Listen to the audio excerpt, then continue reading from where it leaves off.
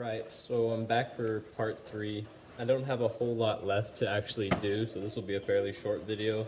What I'm mainly doing is I'm going to be fitting the tomahawk head to this handle, which is a curly maple handle. I don't know if you can see the stripes in the lighting, but the cool thing about curly maple is that it's got its grain, which goes up and down, but it's got this pattern hidden within it. I'm not quite sure how it works. It's a really pretty cross pattern. It looks like tiger stripes almost, and when I stain it and oil it, it'll really show up. So what I didn't show you guys was that after I heat treated this, I went ahead and sharpened it. So it's got a sharp edge now, and I threw it in the oven at 400 degrees for about 2 hours, and it's around 55 Rockwell hardness, and so it's hardened, it's practically finished. All I have to do is get it, and it should fit fairly well already since my handle's made to fit the head is made to fit a pre-made handle, so it does fit pretty nicely. I want it to be a little higher, and I may also grind this handle down and give it a little bit of a curve up here because I like how that looks. And so I'm going to stain the hand. I'm going to fit the handle, stain it, and then fit the tomahawk head to it, and then I'll be done with this tomahawk. So I'll show you that process. First things first, I am banging this against the table and making the axe head seat down onto the handle. So I get it as far on there as it'll go, and then I'll pop it off, and I look for the lines. So you see these marks all along the handle. That's where the tomahawk head is touching and digging into the handle. And so I'm going to sand along those spots and then do that again, and hopefully it'll go on higher and higher every time I sand away a little bit of material and tap the head on. Okay, after a little bit of sanding, I've got that about as high as I want it. I want to leave a little extra space up here because if this thing gets used, it's slowly going to get tighter and work its way up this handle, and so I want to give it a little bit of room to adjust. That way it won't just fly off the handle, since this is a friction fit tomahawk handle, meaning the handle's smaller down here and it slowly gets wider. And so I'll show you how this goes on real quick. So as the handle gets wider, it slowly fits tighter onto the axe head, and eventually it gets so tight that it won't go up any higher, which is about right here. So fitting up the head wise, that's literally about all it takes. Now, I don't know what that was. I'm going to sand this a little bit more, and then I'm going to stain it, and I'll show you guys that process. Yeah. Okay, for my staining, I have this stuff called Ye Old Aquafortis. It's Aquafortis, and oh goodness, I'm trying to think of the ingredients in this now. Let's see if I can read it on the back.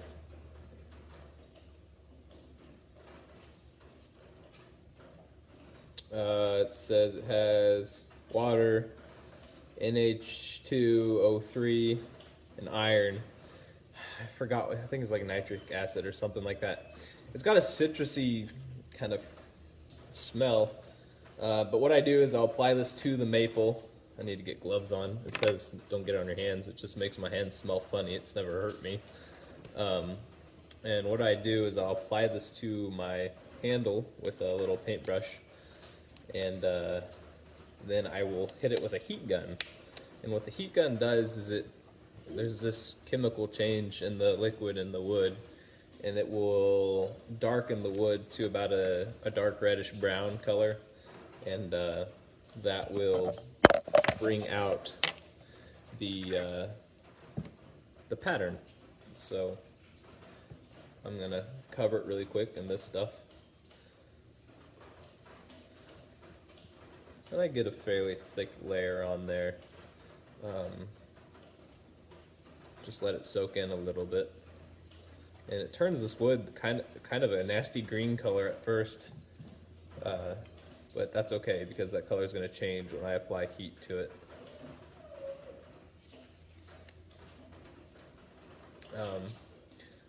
See that? See how it used to be, and then this kind of greeny gray color. I'll show you when I'm done. Well, I'll come back when I start heating it up. So I'm just gonna go ahead and coat it in this stuff real quick. Okay, so I've got this fully coated, and you can already see that funky tiger stripe pattern showing up. I looked over it, made sure there's no dry spots, because wherever there's a dry spot, the color won't change. And so now, what I'm gonna do is I'm gonna take my cheap, handy dandy Harbor Freight. Oh, there's a dry spot right there. And it's covered. Heat gun, and I'm gonna start heating it up. And over time, it'll turn red. I'm sorry I don't have a good camera angle.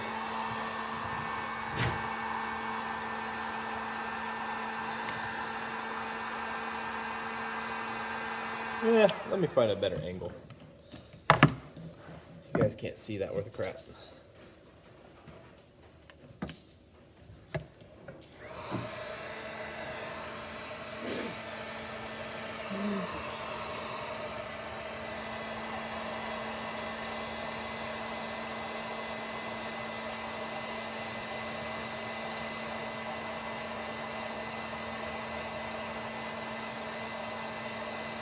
I hope you can see that. I can't quite see through the camera, so it's slowly turning brownish red.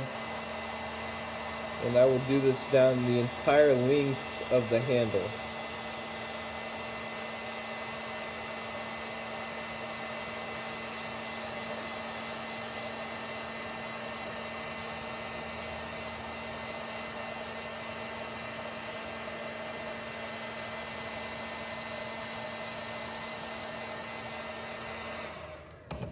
Let's stop real quick. So you see how the heat gun is heating this area up, and it's turning it a darker color, and that's not any extra stain added. That's just this Aquafortis stuff doing its thing after it gets heated up. And so I'm going to do that down the whole handle, and I might do another layer just to make it darker. But this is the process of staining the handle for curly maple. All right, so here it is with the first coat of Aquafortis. It's a little bit of a light color. I want to get it a little darker, so I'm going to do that whole process again. I'm going to coat it in Aquafortis, dry it with the heat gun. It's going to be darker, and then I'll show you the next step after that. All right, second coat on. This is about the color that I like it. Now the grain, that cool pattern in there is a little bit difficult to see, so the next thing I'm going to do is coat it in boiled linseed oil, and that will bring the pattern out a lot better. So let me do that real quick.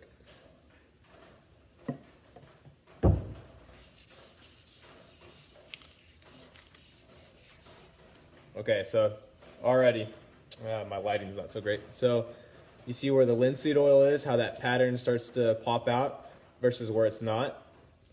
So I'm going to coat this whole thing in linseed oil. And what linseed oil does is more than just bringing the pattern out. It seals the wood.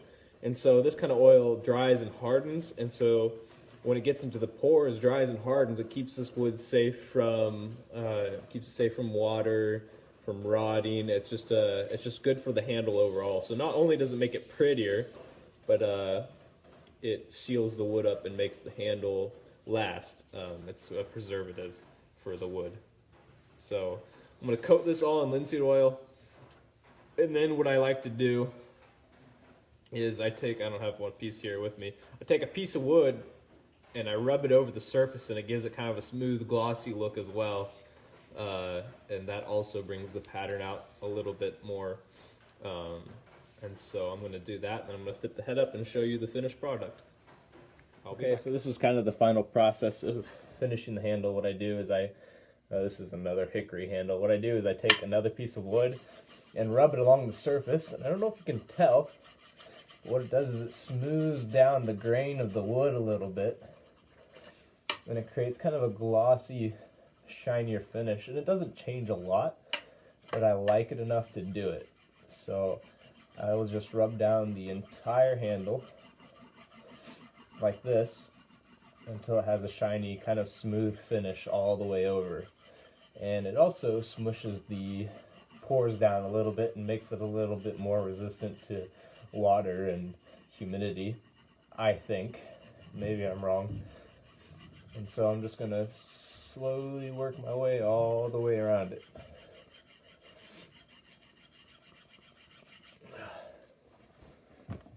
Okay, I'm kind of at the final step in the process here. Goodness. I'm trying to get the sun out of my eyeballs. So here's the maple handle. I'm finishing it. If I get the lighting right, you can see that tiger stripe pattern in there. So all I have to do is fit the tomahawk head up to the handle, and it'll be finished. So I'll tap this on the anvil real quick. Actually, ground. All right, so here is the finished tomahawk. That's really all it takes. It's a pretty rough tomahawk, rough forged finish. I don't put a lot of work into making it nice and smooth, which I could. So this is kind of my basic tomahawk and how I make them. I plan on coming out with a future video of me making a spike tomahawk. The process is very similar. I think I'll do a more detailed video over that process as I look back on the video I've made recently. There's a lot that I leave out, and so I'll make a few more and refine my video making skills and show you guys more detailed views of how I make these. But this is a basic hammer pull tomahawk that I make. If you are a local Kirksville person, I plan on being at a Red Barn Arts sometime in the future when this COVID crap is over and done with. And I'll be selling these, and hopefully I'll be making them in front of everybody if they allow a forge to be out there. Be ready for a future video over making a spike tomahawk, and hopefully I'll see some of you guys at Red Barn Arts. So yeah, that's my finished product.